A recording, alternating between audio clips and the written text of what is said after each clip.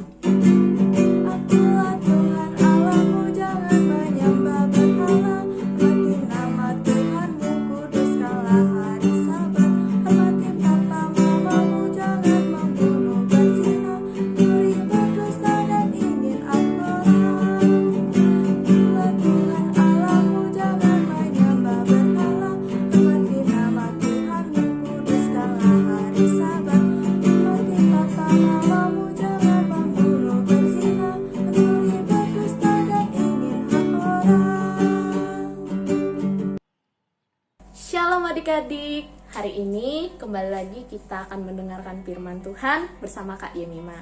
Nah, tapi sebelum itu mari kita bersatu di dalam doa. Ya Tuhan Allah Bapa kami yang bertata di kerajaan sorga, Tuhan kami mengucap syukur, kami berterima kasih karena pada hari ini kami diberi kesempatan untuk dapat mendengarkan firman-Mu. Tuhan, kiranya Tuhan menyertai, menuntun kami dengan Roh Kudus, sehingga kami dapat memahami dan mendalami dengan benar-benar firman Tuhan yang akan disampaikan. Terima kasih Tuhan Yesus, hanya di dalam nama-Mu kami berdoa. Amin. Nah, adik-adik, pembacaan firman Tuhan yang akan kakak sampaikan itu terambil dari Lukas pasal 19 di bawah perikop Zakheus. Nah, adik-adik, pasti tidak asing lagi ya dengan nama itu. Dia adalah salah satu seseorang, ceritanya ada di dalam Alkitab. Nah, jadi adik-adik kakak akan mulai cerita kakak. Zakheus ini dia adalah seorang pemungut cukai adik-adik. Nah, dia bersama para pegawainya itu meminta pajak kepada rakyat yang nanti uangnya sebagian diberikan kepada pemerintah dan sisanya itu diberikan kepada mereka adik-adik. Nah, dia Zakheus ini dengan para pegawainya mereka bekerja dengan tidak jujur adik-adik. Nah, kenapa? Karena ketika mereka meminta pajak yang tidak seharusnya. Misalkan ya, mereka harus meminta uang itu 10.000 misalnya dari rakyat pajaknya, tapi mereka malah meminta 20.000 adik-adik. Nah, itu berbeda sekali ya, lebih 2 kali lipat ya dari yang seharusnya. Nah, jadi Zakheus ini memberikan, misalkan kalau 10.000, dia memberikan 5.000-nya itu kepada pemerintah.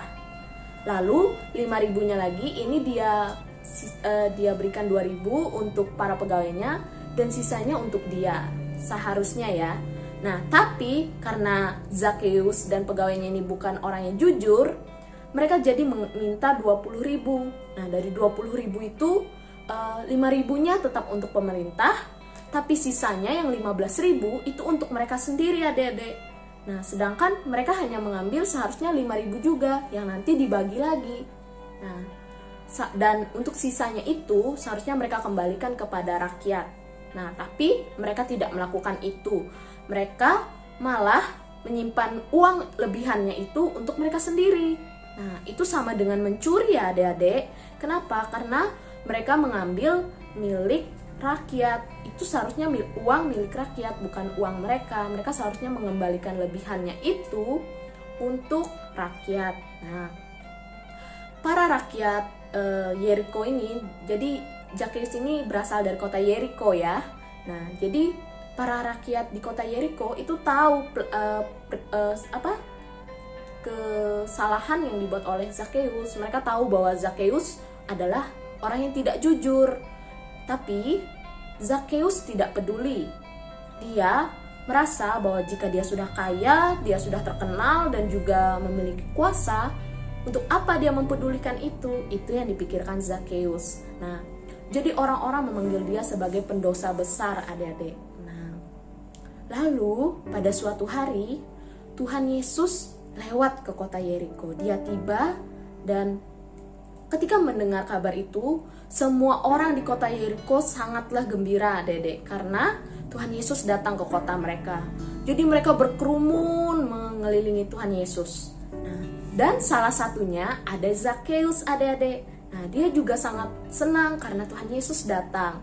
Nah, jadi dia ingin juga melihat Tuhan Yesus. Dia ingin bertemu Tuhan Yesus. Tapi sayang sekali dia tidak bisa melewati kerumunan orang karena dia orang yang sangat pendek adik-adik, orang pendek. Jadi dia tidak bisa melihat dari kerumunan orang. Dia tidak bisa melihat Tuhan Yesus. Zakheus punya ide adik-adik.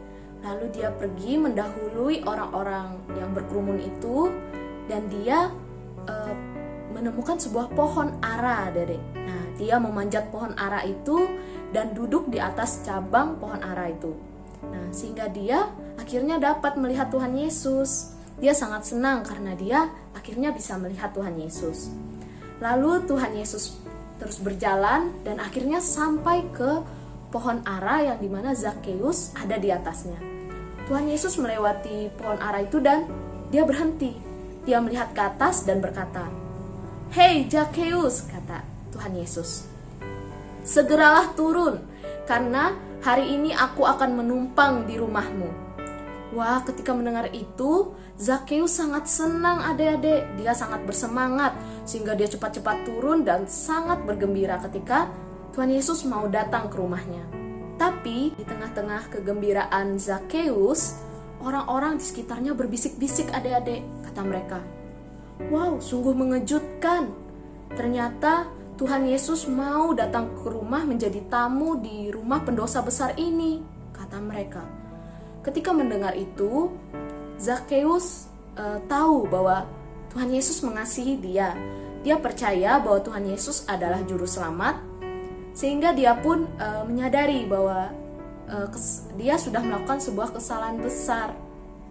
Jadi dia percaya bahwa Tuhan mau mengampuni dia, sehingga Zakheus pun menyesali perbuatannya. Jadi dia berkata kepada Tuhan Yesus, "Aku akan memberikan sebagian dari milikku kepada orang miskin. Dan jika aku menarik pajak dengan tidak jujur lagi, maka aku akan mengembalikannya 4 kali lipat." Wow, sungguh luar biasa ya pertobatan dari Zakheus. Karena katanya dia akan memberikan sebagian dari hartanya adik-adik kepada orang-orang miskin.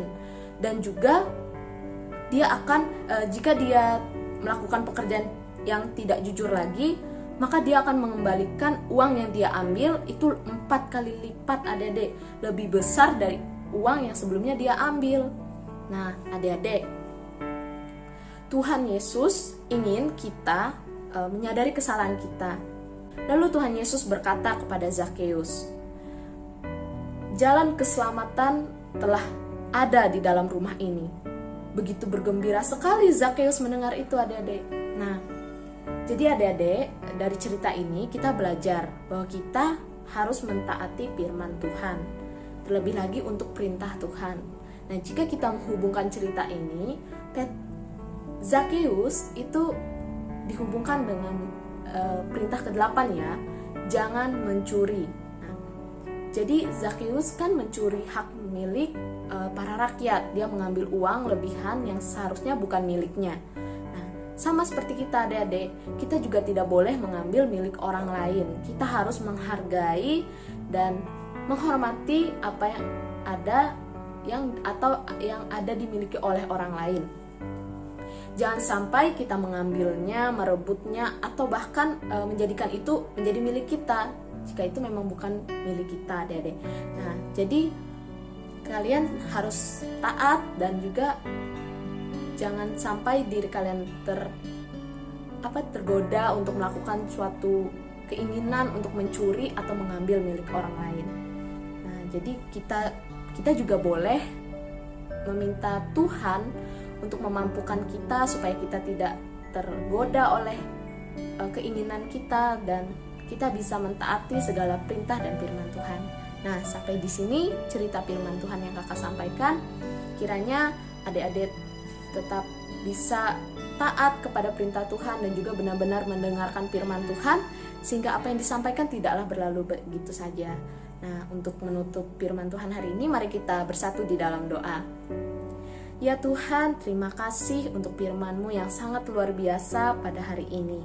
Tuhan, biarlah apa yang kami dengar, apa yang kami dapatkan dari firman Tuhan hari ini benar-benar bisa terpaku dan tersampaikan kepada kami Tuhan, sehingga apa yang kami dengar tidak benar-benar berlalu, tapi benar-benar teraplikasikan, benar-benar terwujud di dalam kehidupan kami. Tuhan, sertai berkati kami dalam kehidupan kami, biarlah kami hidup hanya di dalam tuntunan-Mu dan pimpinan-Mu. Terima kasih Tuhan Yesus, inilah doa dan seru kami. Hanya di dalam nama anak-Mu Yesus kami berdoa. Amin. Dari cerita Kak Yemima tadi, kita tahu bahwa jika kita mengasihi Tuhan Allah, kita bisa meminta tolong kepada Allah ya adik-adik untuk selalu bisa menaati perintahnya, seperti yang tadi diceritakan oleh Kak Mima, yaitu tadi perintah keberapa yang diceritakan oleh Kak Mima? Iya, perintah yang ke-8. Isinya apa tadi adik-adik? Nah, jangan mencuri. Iya. Nah, di sini kita diajarkan untuk tidak mencuri ya adik-adik. Misalnya, oh, adik-adik pengennya mainan seperti dia. Ya udah, diambil aja mainan punya temannya. Itu tidak boleh ya, itu dilarang oleh Allah adik-adik. Kita tidak diajarkan untuk mencuri.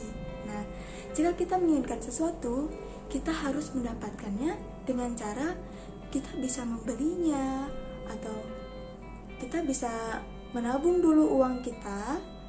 Lalu setelah terkumpul uangnya, baru kita membeli mainan yang kita inginkan. Nah, itu adalah hal yang dibolehkan oleh Tuhan ya adik-adik.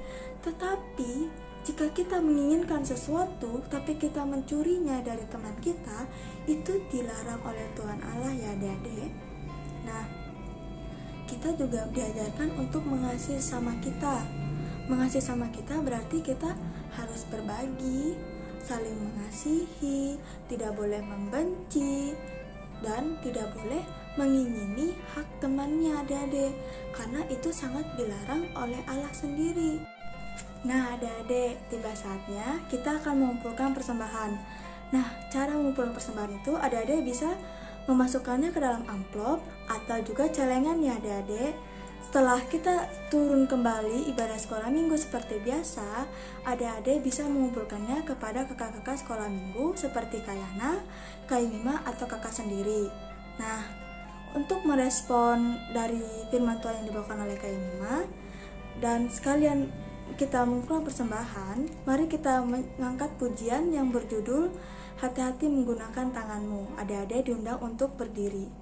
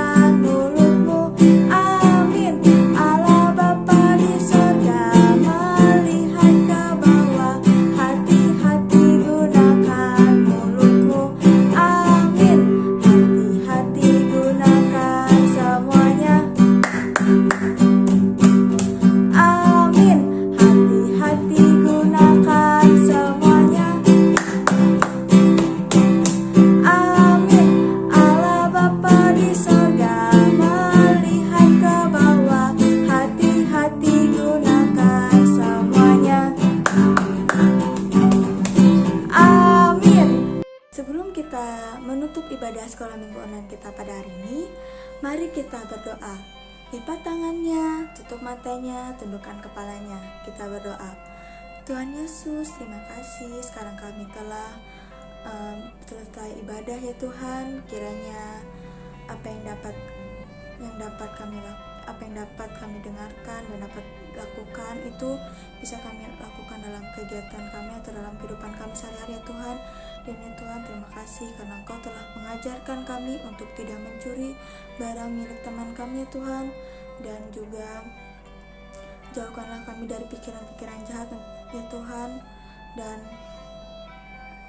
ya Tuhan, selalu berkati kami Tuhan. Berikanlah kami kesehatan dalam kami melakukan kegiatan ya Tuhan. Semoga kami selalu sehat selalu dan selalu diberkati oleh-Mu. Inilah doa kami ya Tuhan, dalam nama-Mu kami berdoa. Haleluya, amin. Selamat hari Minggu Tuhan adik-adik. Tuhan Yesus memberkati.